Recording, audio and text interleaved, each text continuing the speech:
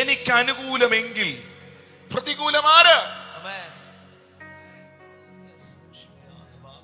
എന്താണ് ദൈവത്തിന്റെ അനുകൂലത? എന്താണ് ഫേവർ? ഒന്ന് രണ്ട് കാര്യങ്ങൾ മാത്രം ഞാൻ പറയാം. ഈ ഒരു മനുഷ്യന്റെ മേളിൽ, ഒരു കുടുംബത്തിന്റെ മേളിൽ ദൈവത്തിന്റെ അനുകൂലത, ദൈവത്തിന്റെ ഫേവർ ഉണ്ടെങ്കിൽ എഫർട്ട്ലെസ് ആയിട്ട്, എഫർട്ടുകളില്ലാതെ കടന്ന്, ചിലർ പറയത്തില്ല, ഞാൻ എൻ്റെ 15-ാമത്തെ വയസ്സ് മുതൽ കഷ്ടപ്പെട്ട് ഭയങ്കരമായിട്ട് അധ്വാനിച്ച് എൻ്റെ ജീവിതം മുഴുവൻ അതിനുവേണ്ടി ത്യാഗമാക്കി വയസ്സ് 60 ഇതുവരെ എനിക്കൊന്നും നേടാൻ പറ്റിയില്ലെന്നൊക്കെ പറയുന്നവരെ കേട്ടിട്ടില്ലേ? അതൊക്കെ വ്യക്തിപരമായ എഫോർട്ടുകളാണ്. അത് ഇടണ്ടെന്ന് ദൈവം പറയുന്നില്ല. അധ്വാനിക്കാൻ തന്നെയാണ് മനുഷ്യരോട് ദൈവം പറഞ്ഞിട്ടുള്ളത്. പക്ഷേ ദൈവത്തിന്റെ അനുകൂലത ഇതൊന്നുമല്ല. ഞാൻ എൻ്റെ കഴിവ് കൊണ്ട്, എൻ്റെ മിടുക്ക് കൊണ്ട്, എൻ്റെ വിദ്യാഭ്യാസം കൊണ്ട്, എൻ്റെ വാക്ചാതുര്യങ്ങൾ കൊണ്ട് ഞാനൊരു കാര്യം നേടിയെടുക്കാൻ പോയി അത് പിടിച്ചോണ്ട് വരുന്നതും, ദൈവത്തിന്റെ ഫേവർ, ദൈവത്തിന്റെ അനുകൂലത, ദൈവത്തിന്റെ പ്രസാദം എനിക്കുണ്ടായിട്ട് ഞാൻ ഒന്നും ചിന്തിക്കാതെ വിചാരിക്കാതിരിക്കുന്ന സമയത്ത് എൻ്റെ ദൈവം എനിക്ക് ആ വഴി തുറന്നു തരുന്നതും തമ്മിൽ വ്യത്യാസമുണ്ട്.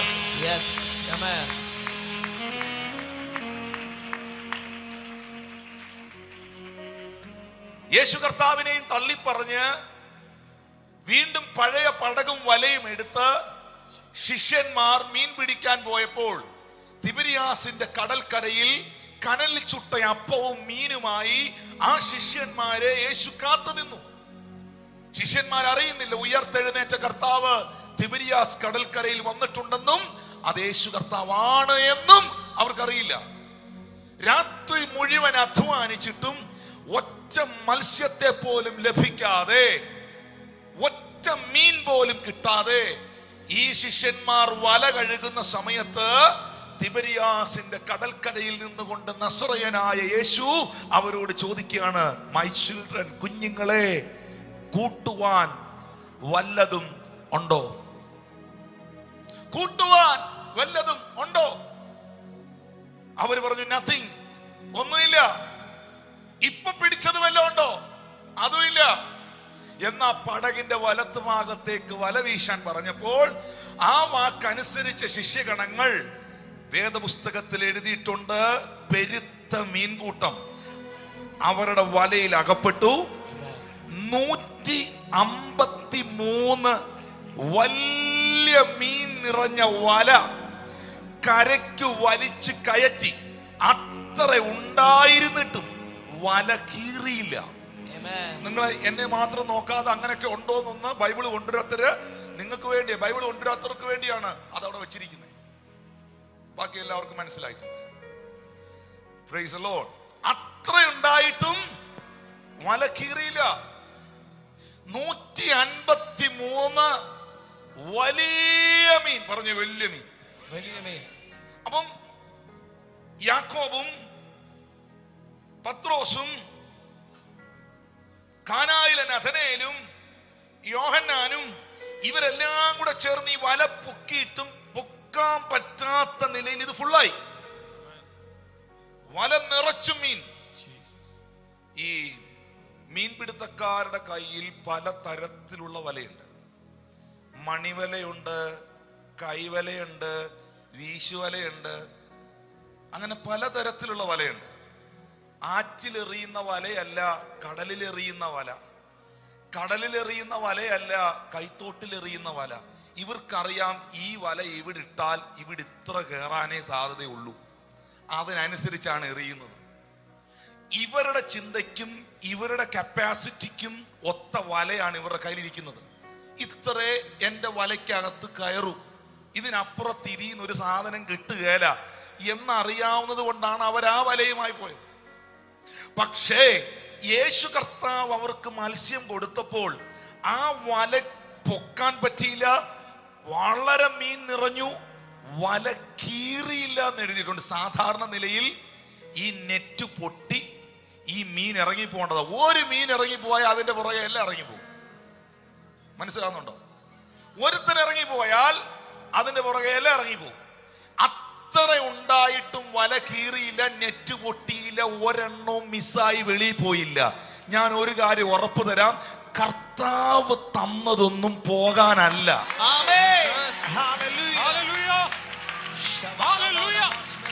ദൈവമാണ് നിനക്ക് തലമുറയെ തന്നതെങ്കിൽ അത് നഷ്ടപ്പെടുകയില്ലെന്ന് വിശ്വസിക്കണം. ദൈവമാണ് നിനക്ക് ശുശ്രൂഷ തന്നതെങ്കിൽ അത് തകർന്നു പോകുകയില്ലെന്ന് വിശ്വസിക്കണം. ദൈവമാണ് നിനക്ക് കുടുംബം തന്നതെങ്കിൽ അതിനെ തകർക്കാൻ ഈ ഉലകത്തിലെ ഒരു ശക്തിക്കും കഴിയില്ല എന്ന് നിനക്ക് വിശ്വസിക്കാൻ കഴിയണം.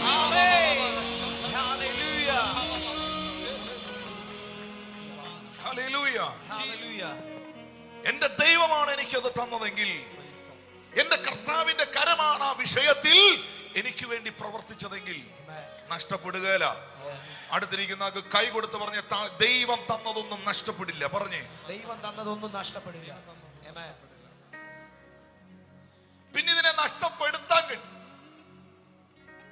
ഇതിനെ നഷ്ടപ്പെടുത്താൻ നിങ്ങളെ കൊണ്ടേ പറ്റുള്ളൂ. മനസ്സിലാവുന്നുണ്ടോ? തമ്പുരാൻ ദൈവം തന്നാൽ, സ്വർഗത്തിലെ അപ്പൻ തന്നാൽ ഇത് നഷ്ടപ്പെടില്ല.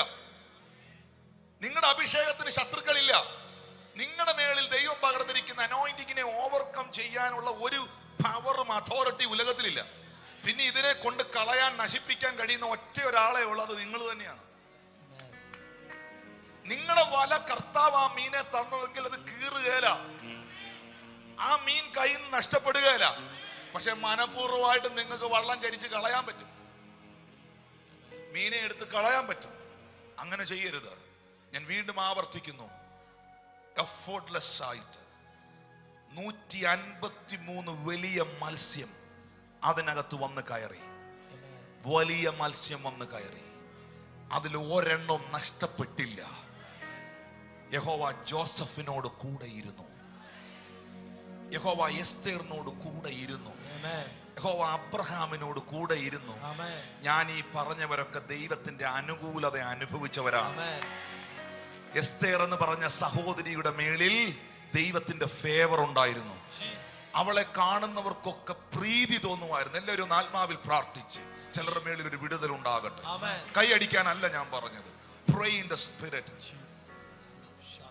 എസ്തേർ എന്ന ലിസൺ ടു മീ, എന്നെ നോക്കി, എസ്തേർ എന്ന സഹോദരിയുടെ മേളിൽ ദൈവത്തിന്റെ ഫേവർ ഉണ്ടായിരുന്നു. എസ്തേർ ആരായിരുന്നു? എസ്തേർ ഒരു അനാഥ പെൺകുട്ടിയായിരുന്നു. മൊർദെഖായി എന്ന് പറയുന്ന ഒരു മനുഷ്യൻ എടുത്തു വളർത്തിയതാണ് ആ കുട്ടിയെ. അവളൊരു അനാഥ പെൺകൊച്ചായിരുന്നു, അപ്പനും അമ്മയില്ലാത്തവളായിരുന്നു.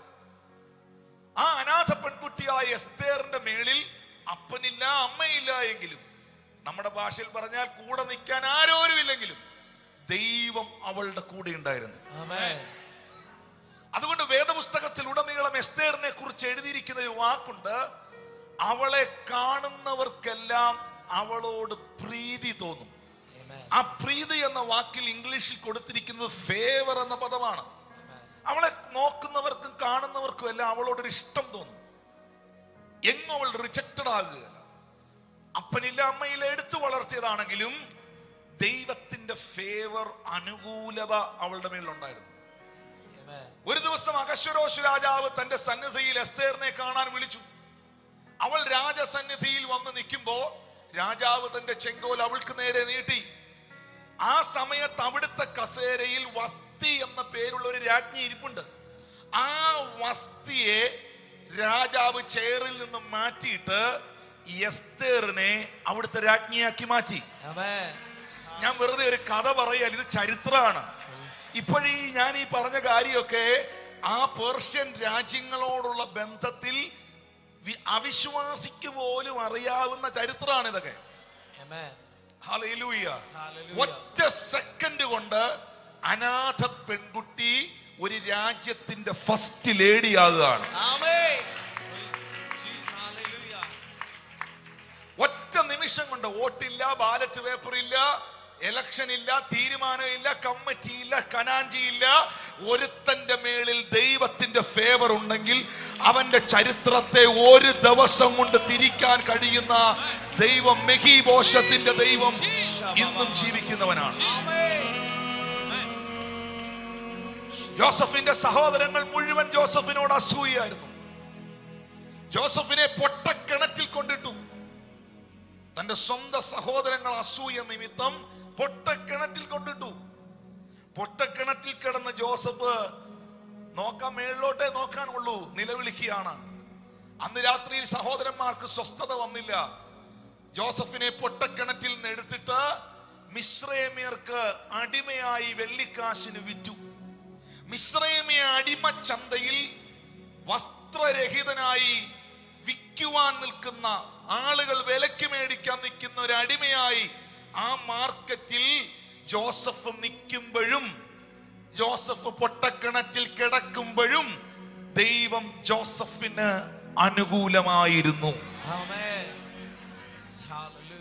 ചിന്തിക്കരുത് ദൈവത്തിന്റെ അനുകൂലത, ദൈവത്തിന്റെ കരുണ നിങ്ങളെ വിട്ടുപോയെന്ന്. സന്ധ്യയെങ്കിൽ കരച്ചിൽ വന്ന് രാപ്പാർക്കും. അവന്റെ ദയോ ജീവപര്യന്തമുള്ളത്. ഇംഗ്ലീഷ് എഴുതിയിരിക്കുന്നത് is favor for ever. That is an everlasting one. മോശെ, നിന്നെ ദൈവത്തിന് ഇഷ്ടപ്പെട്ടാൽ, ദൈവത്തിന് മോശെ നിന്നോട് സ്നേഹമാണെങ്കിൽ, ഇനി ഏതൊക്കെ ഫറവോയല്ല ആരൊക്കെ നിനക്ക് വിരോധമായി എഴുന്നേറ്റാലും,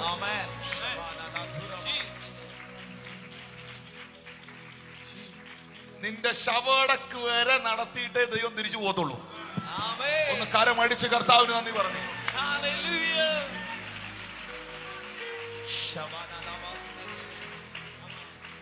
ദാവീദേ, ലോകം മുഴുവൻ നീ വ്യഭിചാരിയാണ്, നീ പാപിയാണെന്ന് വിധി എഴുതുമ്പോഴും,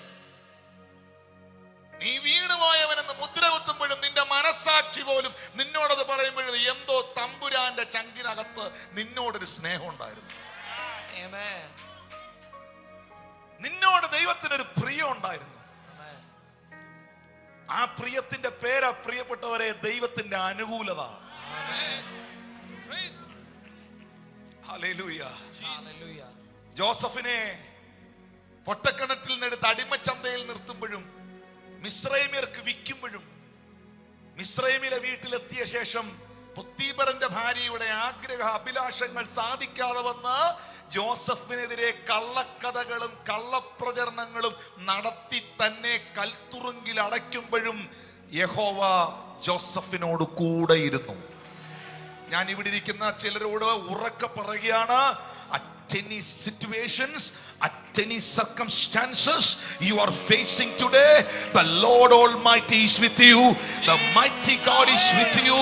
സർവശക്തനാകുന്ന ദൈവം, സർവജ്ഞാനിയാകുന്ന ദൈവം, സർവവല്ലഭനാകുന്ന ദൈവം നിങ്ങളുടെ കൂടെയുണ്ട്. ദൈവം നിങ്ങളുടെ കൂടെ ഉണ്ടെങ്കിൽ പൊട്ടക്കിണർ നിങ്ങളുടെ അവസാനമല്ല. ദൈവം നിങ്ങളുടെ കൂടെ ഉണ്ടെങ്കിൽ മിസ്രൈമി അടിമച്ചന്ത നിങ്ങളുടെ അവസാനമല്ല. ദൈവം നിങ്ങളുടെ കൂടെ ഉണ്ടെങ്കിൽ കള്ളക്കഥകളുടെയും ആരോപണങ്ങളുടെയും കാരാഗ്രഹം നിന്റെ അവസാനമല്ല. ദൈവം നിന്റെ കൂടെ ഉണ്ടെങ്കിൽ നിനക്ക് വേണ്ടി ദൈവം വെച്ചിരുന്ന ഒരു ചെയറുണ്ടല്ലോ, നീ സ്വപ്നത്തിൽ കണ്ട, ദർശനത്തിൽ കണ്ട ഒരു വെളിപ്പാടുണ്ടല്ലോ, നിന്റെ വെളിപ്പാടിൽ നിന്റെ ദർശനത്തെ പൂർത്തീകരിച്ച് ദൈവം നിനക്ക് വേണ്ടി വെച്ചിരിക്കുന്ന സ്ഥലത്ത് എന്റെ ദൈവം എത്തിച്ചിരിക്കും. അത് ദൈവത്തിന്റെ ഫേവറാണ്. അനാഥ പെൺകുട്ടിക്ക്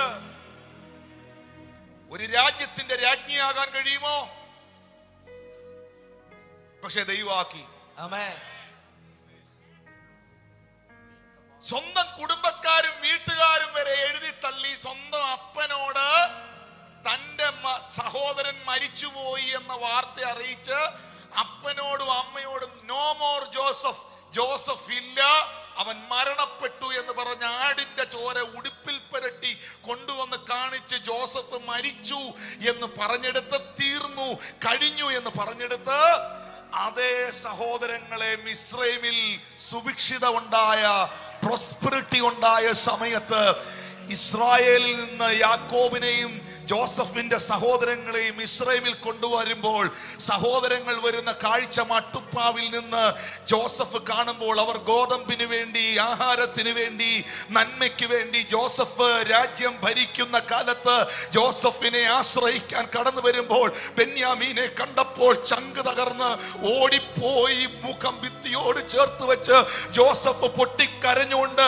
ഒരുപക്ഷെ പറഞ്ഞത് ഇതായിരിക്കും: എന്റെ ദൈവം എനിക്ക് അനുകൂലമെങ്കിൽ പ്രതികൂലമാര്, എന്റെ ദൈവം എനിക്ക് അനുകൂലമെങ്കിൽ പ്രതികൂലമാര്, എന്റെ ദൈവം എനിക്ക് അനുകൂലമെങ്കിൽ പ്രതികൂലമാര്.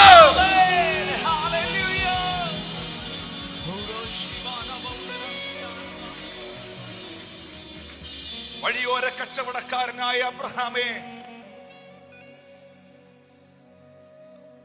കാണിപ്പാനിരിക്കുന്ന ദേശത്തേക്ക് പുറപ്പെടാൻ പറഞ്ഞപ്പോൾ എങ്ങോട്ടാന്ന് ചോദിക്കാതെ ദൈവം പറഞ്ഞ വാക്കിൽ വിശ്വസിച്ച് ഇറങ്ങിത്തിരിച്ച ദൈവമനുഷ്യനെ, നിന്റെ സഹോദരി പുത്രനായ ലോത്തും കുടുംബക്കാരെയെല്ലാം നിനക്ക് കൈവശമായി കിട്ടിയ പ്രോപ്പർട്ടികൾ പോലും, വസ്തുക്കൾ പോലും നിന്റെ കയ്യിൽ നിന്ന് അടിച്ചെടുത്ത് ഒന്നുമില്ലാത്തവനായി നീ ഇറങ്ങിത്തിരിക്കുമ്പോൾ യഹോവ നിനക്ക് പ്രത്യക്ഷമായിട്ട് പറഞ്ഞില്ലേ, അബ്രഹാമേ നീ എഴുന്നേറ്റ് തലപൊക്കി നോക്ക്.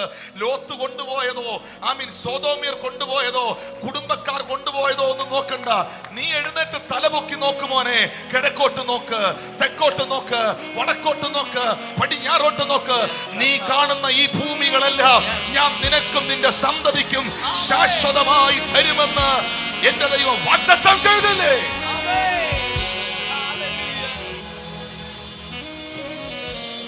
ആര് വേണം വേറെ? ആരുടെ സപ്പോർട്ട് വേണം വേറെ? ദൈവത്തെ മുറുകെ പിടിച്ചോ, ദൈവ സാന്നിധ്യത്തെ മുറുകെ പിടിച്ചോ.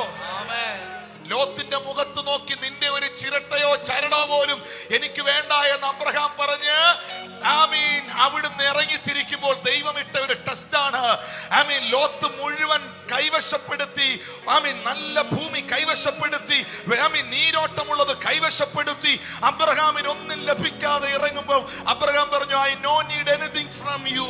എനിക്ക് നിന്റെ പക്കൽ നിന്നൊന്നും വേണ്ട, നീ തന്ന കുറഞ്ഞു പോമോനെ. അബ്രഹാം ഇറങ്ങിയപ്പോ ദൈവം പറയുകയാണ്, മനുഷ്യനിൽ നിന്ന് ലഭ്യമാകേണ്ട ചിലത്, തട്ടിയെടുക്കേണ്ട ചിലത് വേണ്ടെന്ന് വെച്ചപ്പോൾ ദൈവം പ്രത്യക്ഷപ്പെട്ട് പറയുന്നു, ഇനി നിന്റെ കയ്യിൽ ഒരു പ്രമാണമല്ല, ഈ ഭൂമി മുഴുവനും